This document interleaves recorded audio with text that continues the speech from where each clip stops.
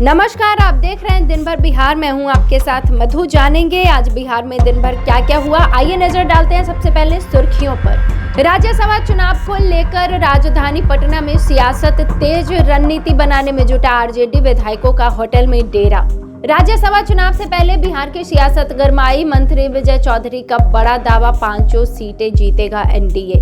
मंत्री लेसी सिंह के आवास पर राज्यसभा चुनाव को लेकर एनडीए की अहम बैठक। जदयू प्रवक्ता नीरज कुमार का दाव, 5 सीटें जीतेगी एनडीए। होटल पॉलिटिक्स पर दिलीप जायसवाल का तंज, बोले जिन्हें भरोसा नहीं वही विधायक रोक रहे हैं। राज्यसभा चुनाव से पहले विधायक आईपी गुप्ता का बड़ा दावा, एनडीए के विधायकों ने किया उनसे संपर्क। पटना के गांधी मैदान में नशा मुक्त बिहार मैराथन। डीजीपी ने युवाओं को नशे से दूर रहने की दी अपील। गैस की लत की अफवाहों के बीच राहत की खबर, कमर्शियल सिलेंडर सप्लाई बहाल। मंत्रालय का बड़ा बयान। प्रशासन के दावों पर उठे सवाल। एनएच किनारे ट्रक रोककर गैस देने का मामला सामने आया।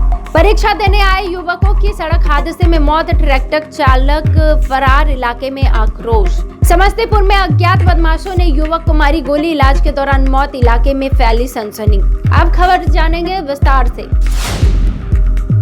बिहार में राज्यसभा चुनाव को लेकर सियासी हलचल तेज हो गई है। मतदान से ठीक एक दिन पहले पटना में सत्ता पक्ष और विपक्ष दोनों ही अपने अपने विधायकों को साधने और रणनीति बनाने में जुटे हुए हैं।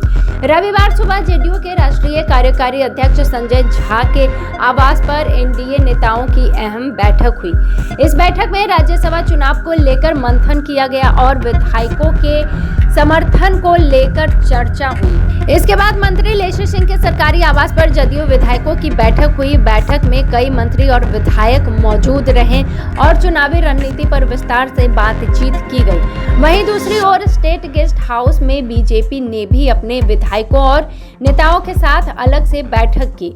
इस मीटिंग में पार्टी के कई बड़े नेता शामिल हुए और कल होने वाले मतदान को लेकर रणनीति तैयार की गई। जानकारी के मुताबिक शाम को मंत्री विजय चौधरी के आवास पर एनडीए नेताओं की भी बैठक हो रही है, जहां राज्यसभा चुनाव के लिए फाइनल स्ट्रैटेजी तय की जाएगी। इधर महागठबंधन भी पूरी तरह से एक्टिव नजर आ रहा है। पटना के होटल पनास में महागठबंधन की अहम बैठक बुलाई गई है। इस बैठक में शामिल होने के लिए एआईएमआईएम के कई विधायक भी होटल पहुंचे हैं। आरजेडी के प्रधान महासचिव रणविजय साहू भी बैठक में मौजूद रहे।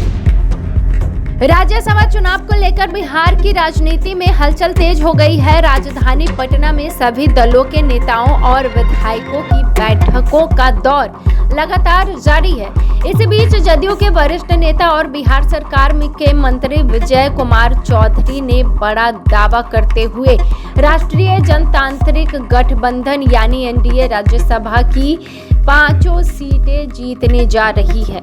उन्होंने बताया कि एनडीए के विधायक पटना में स्वतंत्र रूप से आ जा रहे हैं और एक दूसरे से मुलाकात कर रहे हैं। वहीं विपक्ष पर तंज कसते हुए उन्होंने कहा कि विपक्ष दलों ने अपने विधायकों को होटलों में ठहराया है, जिससे उनकी घबराहट साफ दिख रही है। एआईएमआईएम के महागठबंधन को समर्थन देने के सवाल पर मंत्री ने कहा कि अभी स्थिति पूरी तरह से स्पष्ट नहीं की गई है। चुनाव के समय सभी दल आपस में बातचीत करते हैं और राजनीतिक समीकरण लगातार बदलते रहता है। राज्यसभा चुनाव को लेकर बिहार की राजनीति में हलचल लगातार तेज होते जा रही है। इसी कड़ी में बिहार सरकार की खाद्य एवं उपभोक्ता संरक्षण मंत्री लेसी सिंह के आवास पर एनडीए नेताओं की अहम बैठक हुई।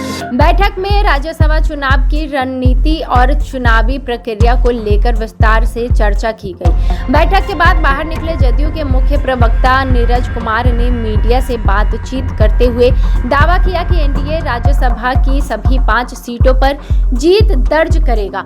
उन्होंने कहा कि गठबंधन पूरी मजबूती के साथ चुनाव मैदान में है और नेताओं के बीच लगातार बातचीत हो रही है।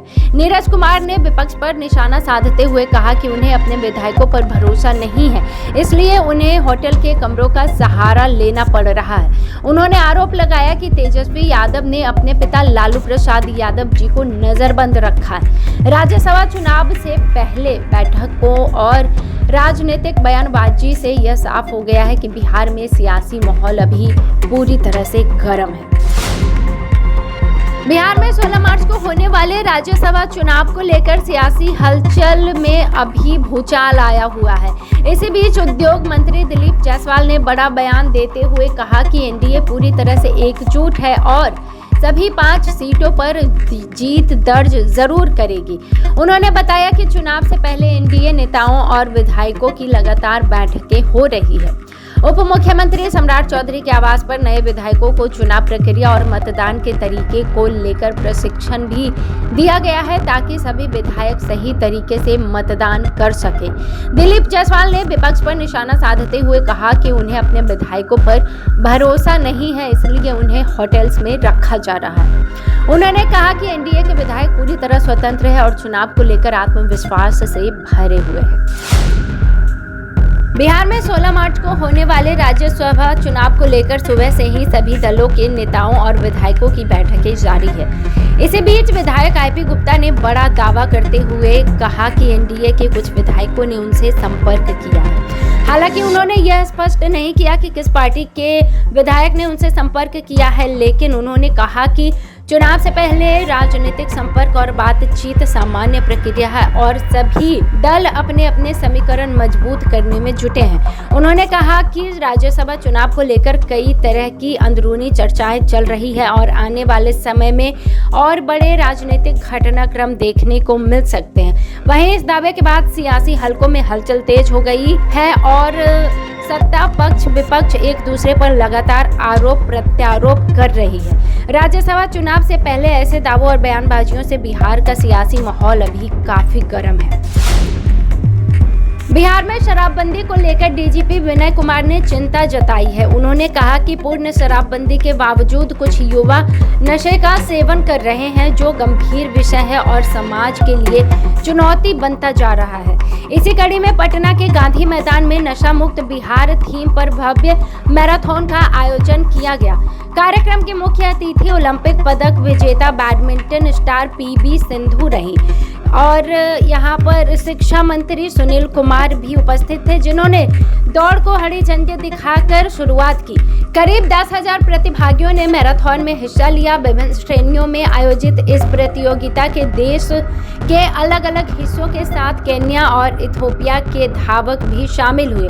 मैराथन के विजेताओं के लिए लाखों रुपए की पुरस्कार राशि भी घोषित की गई, जिससे खिलाड़ियों में खास उत्साह देखने को मिला। गांधी मैदान से शुरू होकर शहर के प्रमुख मार्गों से गुजरती यह दौड़ लोगों के बीच नशा मुक्ति का मजबूत संदेश देने में सफल रही।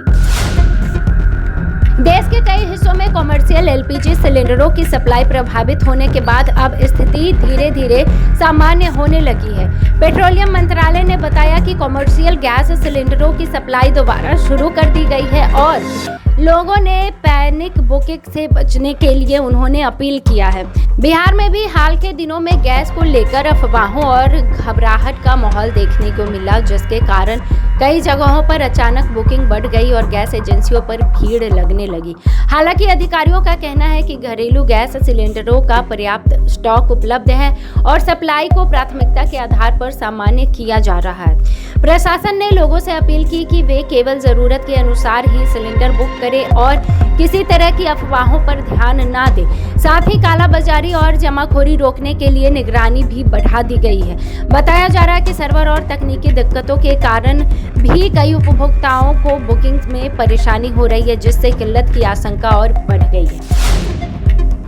गैस संकट की चर्चाओं के बीच बिहार के कटिहार से एक चौंकाने वाली तस्वीर सामने आई है, जो गैस कालाबाजारी की आशंका को मजबूत करती दिख रही है। मामला एक गैस एजेंसी के ट्रक से जुड़ा हुआ है, जहां ड्राइवर द्वारा बीच सड़क पर मोटरसाइकिल सवार लोगों को गैस सिलेंडर देने का आरोप लगाया गया है। बताया जा रहा है कि जब गैस लेने वाले लोगों से पूछा गया कि उन्हें किस आधार पर सिलेंडर दिया गया, तो वे कैमरा देखकर मौके से भाग निकले।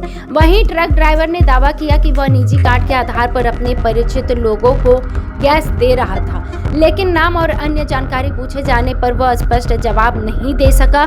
स्थानीय लोगों के अनुसार जिस जगह पर गैस वितरण किया जा रहा था, वहां एजेंसी का ना तो गोदाम है और ना ही कार्यालय है, जिससे पूरे मामले पर सवाल उठने लगे हैं। इस मामले पर जिलाधिकारी आशुतोष द्विवेदी ने बताया कि जिले में गैस स्टॉक की कोई कमी नहीं है। उन्होंने बताया कि कालाबाजारी और सप्लाई से जुड़ी शिकायतों की जांच के लिए विशेष टीमों का गठन किया गया है, जो लगातार कार्रवाई कर रही है।